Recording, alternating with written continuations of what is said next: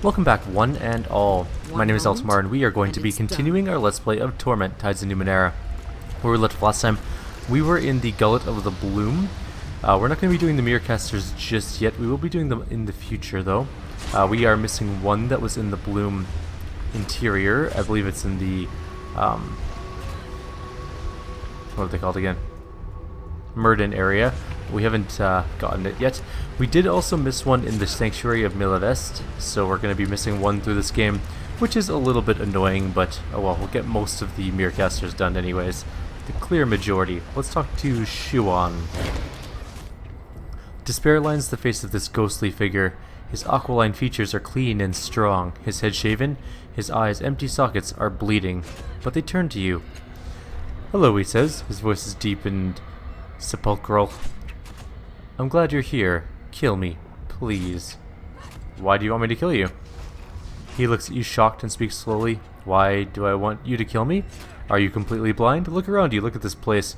Do you think I want to dissolve here? The bloom is eating me, digesting me, and I'm stuck in its gut. What life is left for me? What happened to your eyes? I don't know, he says flatly. I came here too long ago, and the memories are the first things the gullet takes. Then hope, then the senses. He looks down. All I know is that I've been here for a long, long time. What happens if I kill you? Then I die, I disappear, the bloom gets no more of my essence. Whatever afterlife awaits us is my reward. If you don't, he falls silent, sighing. If you don't, I'll be here, fighting despair, listening to the weeping of the others and trading hopeless words until I fade away. Why are you standing right here? Listening, he says, with a slow nod in the direction of the whirlpool. It sounds like a heartbeat, doesn't it? He leans forward ever so slightly. It sounds like peace. You ever think that standing near this thing is what's making you want to die? He goes still for a moment, considering your words. Perhaps, he says at last, or perhaps it's the fact that I'm trapped here and I'll never ever escape until I'm dead. But have no fear, I'm not giving myself to whatever's down there. He leans away from the whirlpool ever so slightly. I've seen what happens to those who throw themselves into those waters. His mouth twists. They're torn apart, but they don't die. They live on as part of the bloom. We hear them weeping sometimes, or screaming. Scalpel him. As the blade passes through his flesh, a look of surprise crosses his face. The scalpel cuts deeply into his insubstantial trachea, and a spray of horrifying, substantial blood spews from the wound. Even as he fades away, Shoan finds a way to smile. My thanks. Ready. And he is dead as can be. A cluster of bloom tubes sprout from the floor. One of them, thinner than the rest, has developed a leak, and its vile juices flow energetically into the pool. Let's tie it up. Matkina, you are our good quick fingerer. That sounds weird. You deftly manipulate the tube, kinking it to avoid being sprayed while you work, and you manage mostly.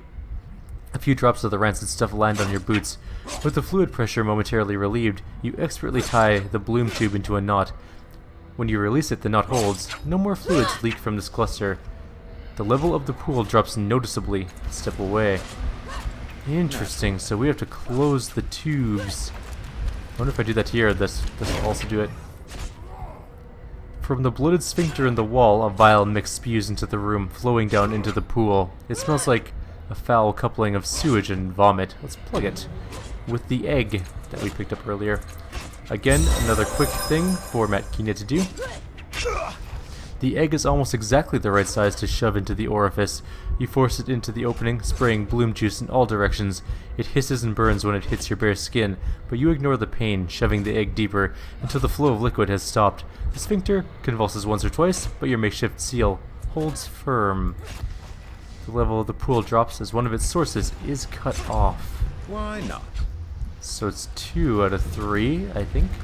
What is that? This flat, blubbery flesh is soft and yielding, threatening to suck you down if you try to wade through it. Alright. Ew. I don't know if we have anything to plug this stream, though. Nope. Okay.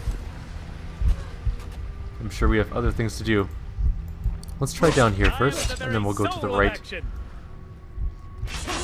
Sounds like there's some fighting done. Hey, Herja's here! I wonder if she's mad at us. Hope not. For a moment, you don't recognize the slightly transparent apparition because blood obscures her features. When she turns towards you, though, the sight of her armor and her memorable hair sparks your memory. It's Herja, the Angulan Knight. She is digging at her forehead with a piece of sharpened bone, and her hands don't stop even as her eyes focus on you. Poison spills from her eyes and venom from her mouth. It was you who sent me here, wasn't it? One prison wasn't enough for you. You needed to deepen my torment with a fresh illusion. When I loosen my bonds here, I will come for you. You and all your mutant-loving kind. You'll bleed. You'll scream for mercy. I'll burn you alive, wrapped in the filthy embrace of the subhumans you champion. I'll eradicate you, scum. You're a trained warrior, Herja. Surely you have the willpower to calm yourself before you do something rash.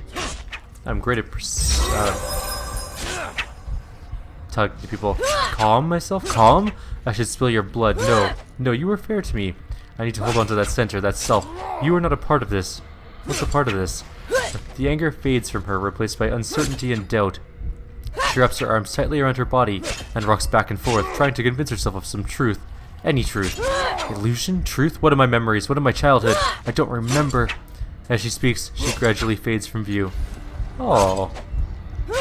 It's actually kind of sad. She's had a rough go of things.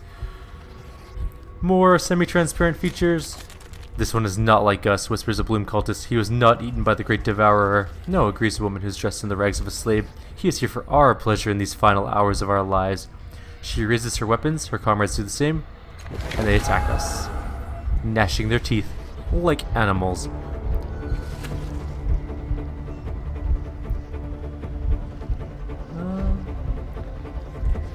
Let's move him there. We have our sweeping strike. We just about killed two of them. Well, half damage on two of them. Tiber, you suck at life. God. Never felt better than I do right now. Can I sucker punch this guy? Apparently yes. The answer is yes. Barely making a scratch. I hit him. That's close enough, I guess. I really miss Rin. Rin may not have been useful in combat, but damn, she was a good healer. Let's Also, go. she was a gangster. That sucks. Can't get three of them, just two. Oh well, it is what it is. What do you think of this? One is almost dead though. Makina is after all of the other ones, which is a little bit unfortunate. They also kind of suck at aiming. No wonder they can never kill each other. It hid. It's moving probably somewhere over here. Good, you missed. And that one may hit. Nope, it missed too. I'm gonna move him here and just spray all of them. But first Makina gets to go. Let's go get her to smash this one from behind. It should die. Yes, it did. That trans-dimensional damage.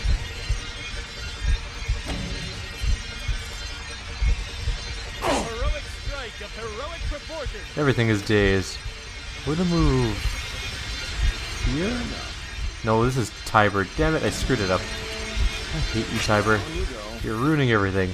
Although you did kill somebody, so... You know what? Good job, Tiber. I will give you some mild kudos. This should hopefully hit all three. Already lost. Look out, Holy villains. crap, I evaporated them. Coming your way. I killed all three in a single blow. Yes. I am awesome. Now.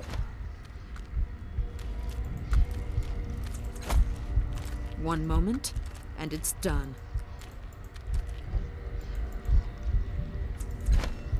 It's kind of hard to loot in this game.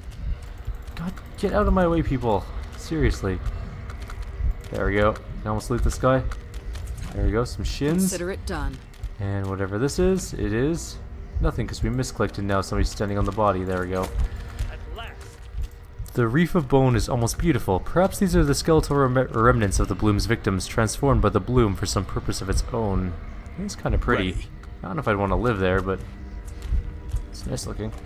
Black stone rings are an oddity, and some random other junk. I'm going. And there's a dead body here. This dead woman bears numerous stab wounds, probably inflicted by the predatory echoes that seem to infest the gullet. Judging by the scrawled maps and notes that are stuffed amongst her things, she might have been an explorer or a bloom guide. It looks as though her belts and pouches are mostly intact. Let's take the rope. There is an obedient rope. You kneel down next to the corpse and let your trained eyes rove across her body. Here, a pouch seems to bulge, and your hand dips in and returns with a handful of shins. There, a pocket lies flat, and you ignore it. You realize that the guide's belt is no such thing. It's a length of synth rope, about 15 meters long. As you touch it, it uncoils from her waist, almost as if it were responding to your need. It coils itself towards you, and you place it among your possessions. It's an artifact. Cool. Do we need to search the Consider body it again? done. Sometimes you find things the second time, but there's nothing else of value, so moving on. To action! This is the last area in the gullet, I believe. I don't hear any more fighting, so Fair enough. there's a tongue cluster, a decor, possibly a decore. All right. It's some sort of weird dead serpent thing. This massive, pustulent wall of flesh looks like nothing so much as a herniated mass pushing out through the weakened walls of the bloom. You can't identify the function of the organ that is pushed through the skin here, but you do see a small crevice inside. Closer examination reveals a space inside, a hidden space large enough for you to rest without being bothered. You glance over at Eratus. He grins. I've always wanted to sleep in skin. Well, I mean, the other skin, not my own. Why not? Ah, I can breathe again. Yes. At first you're not sure what you're looking at. It seems to be an enormous suit of metal armor, or perhaps some sort of exploration suit. It's large, at least twice the size of an ordinary human, and its limbs and joints are completely foreign to you. Even if you could somehow find a way inside, you'd have to contort yourself in ways the human body was never meant to bend. It has a visor or faceplate at its top. Let's examine the suit more closely. The strange metal of the suit looks as though it could survive the cold of interstellar void or the depths of an impossibly deep sea. When you push on it, it gives just a little bit and expands by the same amount. The bloom flesh around the suit is puffy and irritated, almost infected. It seems that the bloom is trying to absorb the suit into itself, without much success. There are a number of tools and strange devices attached to the suit's right hand. You might be able to extract one or two of these if you're careful. Okay, let's do that. Most of the attachments are broken or corroded, but through some careful maneuvering, you're able to detach something that looks like a spray canister. A test squirt produces a glob of quick-drying liquid synth, a highly effective sealant. Cool. Once you detach the device, you notice there's more machinery deeper inside the suit's arm. Quick fingers that.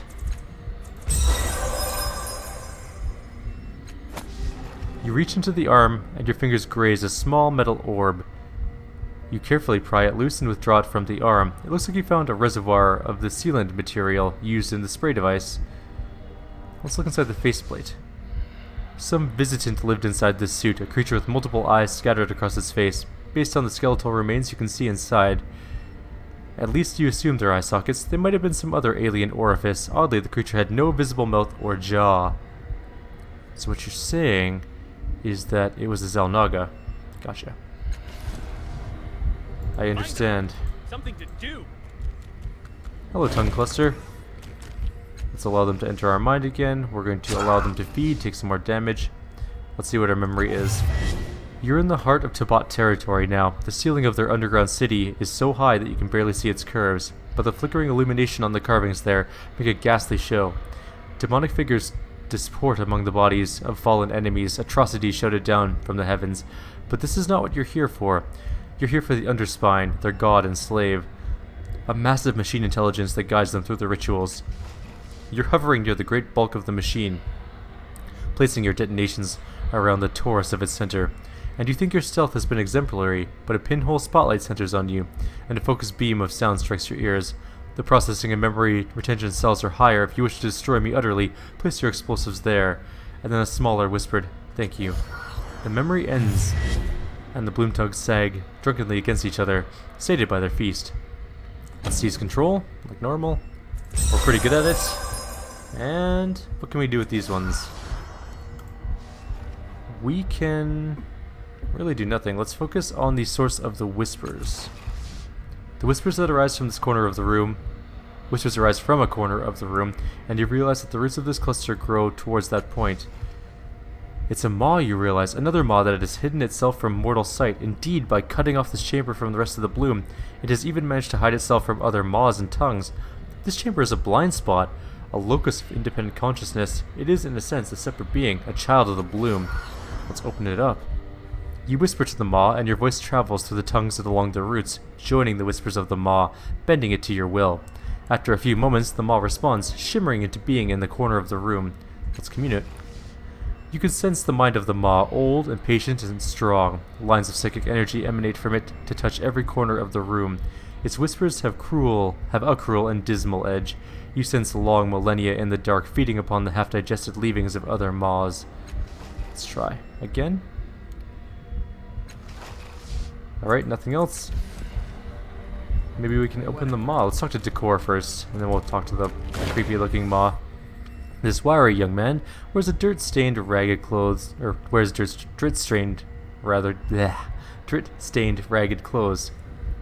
I think it's supposed to be dirt, though. I'm pretty sure. And carries a wicked, jagged knife. Wet blood still stains its blade, though you see no evidence of bodies or victims. He sees you, and his mouth works in an instinctive but passionless snarl. As his gaze shifts away, he sighs deeply. His voice is flat, affectless.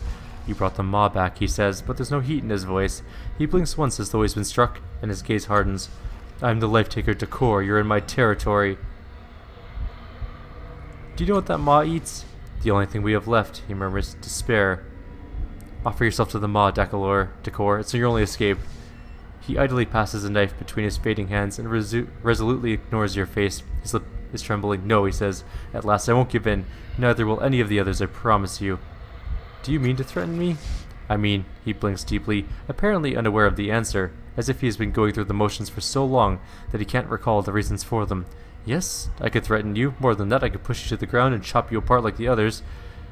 His fingers tighten over his dagger, but there are tears in his eyes now, the tears of a lost child. But it wouldn't matter, would it? Not anymore. You called yourself the life-taker. What does that mean? He shakes his blade, looking at the ground, at the wall, anywhere but you. I kill people. I protect my territory. He whispers. They feared me. The places where I walked, where I marked, they feared me. He trails off, muttering to himself. Never heard of him, Metkina mutters, but there's no scorn in her voice. Whether that means he's no one, or he's just been here that long. If you want to kill me, try. He shrugs. Why bother? Who's going to know? What good will it do? The gullet's your territory? I've marked it out. I've walked its paces. I know its contractions and its convulsions. Yes, mine. All mine. His confident mouth goes slack, though, hanging open at the end of his words as though they were the only thing giving it shape. How'd you get here? I came to the bloom to kill an old friend. I followed him deep into the vast and winding ways of this fell beast. He led me through a narrow vein, and then, he shivers, gritting his teeth, a maw took me, bit down, chewed and chewed. He looks down. And this is how Decor dies, not at the hands of a mob or at the end of a levy's blade, he chuckles, or sobs. In the gullet of the bloom, the biggest predator of them all. Okay, bye. I'm there. We need to find someone to feed to the maw. Shadows. Possibly nobody. Let's go talk to Murden, maybe? He's unconscious. We can maybe just dump him in front of the maw.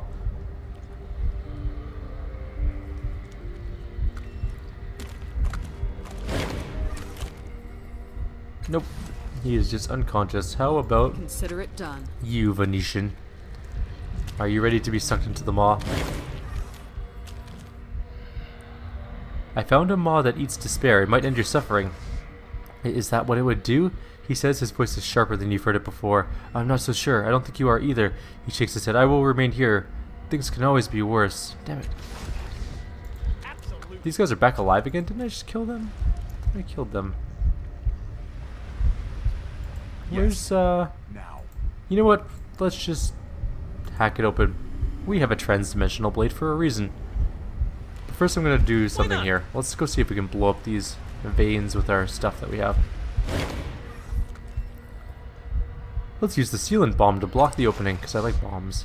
You drop the metal orb into the opening, and it explodes, stopping the flow of bile with a blob of instantly hardened synth. The blocked arteries swell and bulge, but they show no immediate sign of rupture.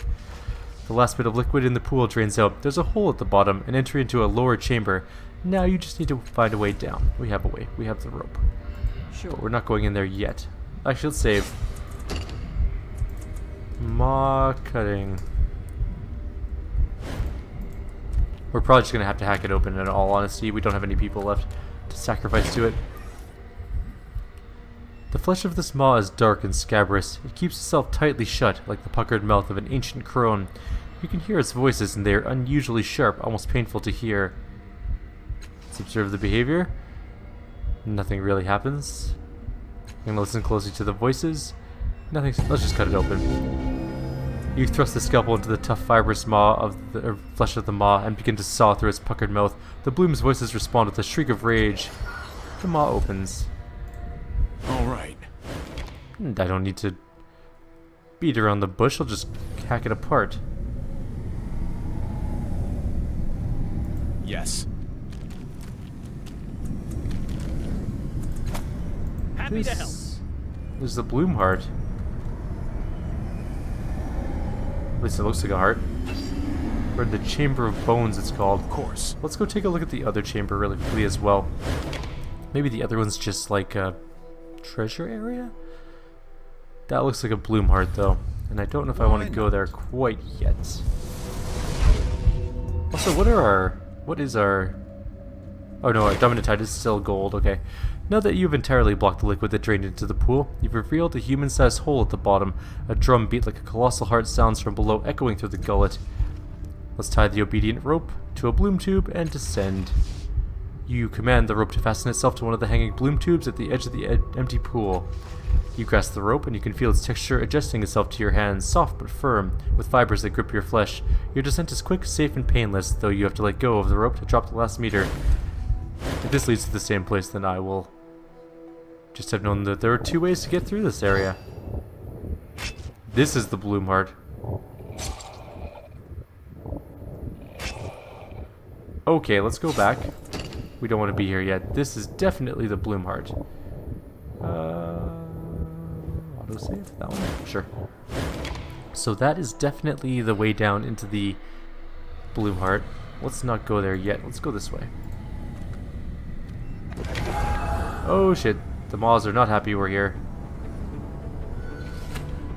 There are quite a few of them. How big is this area? It's not that big. Alright, Eridus. Da-da-da! Good hit, good hit.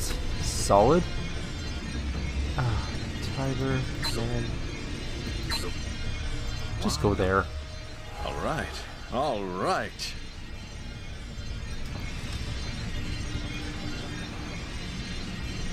I mean, it could soak up some. He could soak up some. It could soak up some hits. He could soak up some hits for us, which is, I guess, good enough. That's the stuff. I want them all to group up so that I can use my Esotery attack and just hit them Just all what for I like needed. 20 damage. That would be pretty damn good. Although our main character is That's taking the the beating stuff. of his life. No, Makino. They have me surrounded. Yeah, they definitely do, and you can't move anywhere, can you? Yes, you can. Let's go On here. it.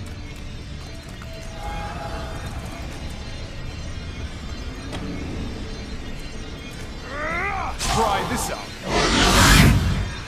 Oh, right, they teleport when they attack. I forgot about that. Or when they get hit.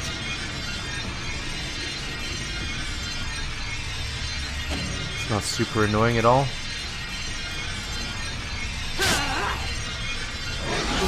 I'm ready.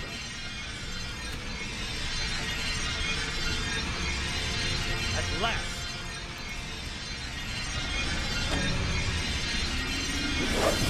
You never had a One dead. Tiber, I need you to kill this one. You just have to do it. There we go. Now there's only two left. One of them's already wounded, and one of them is still full life. Luckily they don't hit very Just hard. what I needed. I'm surrounded. Yeah, we're fine. Yes. You should have run. I'm at least 6 times better than I was seconds ago. Kill that one off. I'm And ready there's for only whatever one comes. left. And then we can loot whatever bodies are left. Alright, Eridus. Can you kill it in one hit? If you crit it, you can. Nothing can stop me now. And that'll do it. Never felt better than I do right now. Cool. That's not a heart. What is this? Whatever this creature was, its stomach was enormous. The organ pulsates, distended with gas, and something else that rumbles in its depths as if trapped. Foul, acidic juices ooze from its torn holes in the viscera. It hisses and steams when it drips into the bloom flesh. Let's quick fingers, this thing. Makina, you're up. You reach into the holes in the viscera, shoving your arms through rotting intestines, gritting your teeth against the burning pain of the acids and bile within. Finally, you feel a dim movement, and you thrust your arms even deeper into the stomach, immersing yourself to the shoulder. A questing tendril touches your hand. Instinctively you try and withdraw, but the tendril wraps tightly around your wrist. Its touch is unmistakable. The thing that was trapped in the stomach is a maw. More tendrils grab onto your hand, pulling their way towards freedom. Bloom tugs rip through the decaying intestines, spraying stomach juices in every direction. Then the great mouth appears, bursting through the dead flesh. Its tendrils sink into the viscera, anchoring itself in place. You realize that the maw must have been feeding on something in the creature's stomach, because it's already sated. Its orifice opens wide and a portal appears. Of course. Well, that's neat. The head of this creature is truly massive, though the flesh has been eaten away, probably by some corpuscular maws that attacked you. By the same corpuscular maws. Parts of the skull are missing, revealing a huge glistening brain. An organic sheath still encases the brain, and it looks as if the brain's cranial juices have protected it from serious decomposition. Let's examine it. The brain sheath hasn't decayed, though a strange and pungent smell emanates from it. Perhaps that's why the corpuscular maws left the brain alone. Its tissues don't seem to be badly damaged. Let's open it up again. You concentrate on the flux and pull the ties within you, and you send them surging into the brain's dead mind. Or the creature's dead mind. Its neck jerks a bit as a simulacrum of life floods into its brainstem. You can see arcs of movement, small ripples in its surface. The monster is still thoroughly dead, but its brain reacts to the power you've spilled into it. Several clusters of the nerves at the base of the brain begin twitching spasmodically. They may still be connected to other parts of the creature's body. Let's do an examination on that. 3 separate bundles stand out. They look as though they're connected to specific parts of the creature's body. It's hard to determine which is which, though, so you'll have to spend some time trying to figure out where each cluster leads. Let's try and discern that with our amazing brain skills.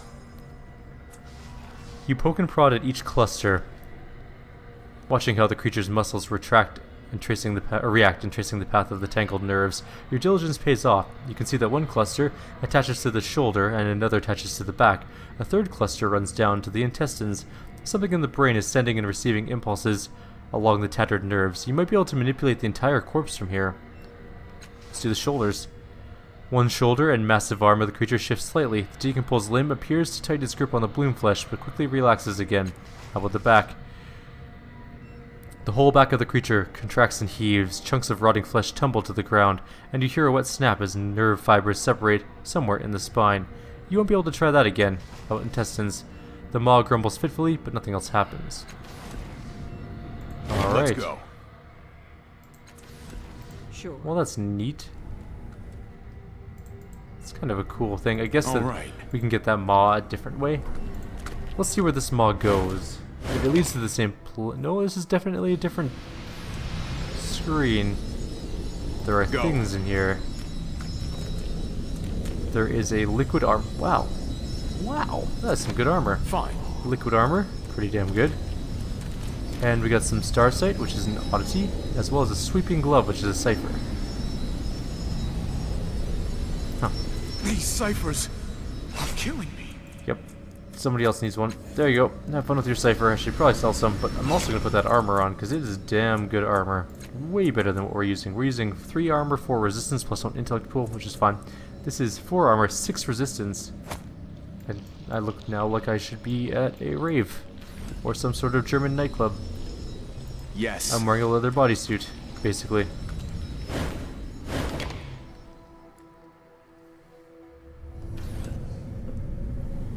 Okay. Sure We are enough. officially done with this area. It is time, I guess, to go to the Bloom Heart. But we're going to do that in the next video, because we are 29 minutes in, and it is time to end it here. Yes. Like always, if you have any suggestions or comments, please leave them below. Otherwise, I'll see you guys in the next video. We'll be doing more today. I'm going to try and push towards the end of the game today, hopefully. That is my goal. Although we do need one more Mirrorcaster, and then we have to do a Mirrorcaster video. That one will be pretty long, probably. Take care, everyone. Have yourself a good day, and I will see you later.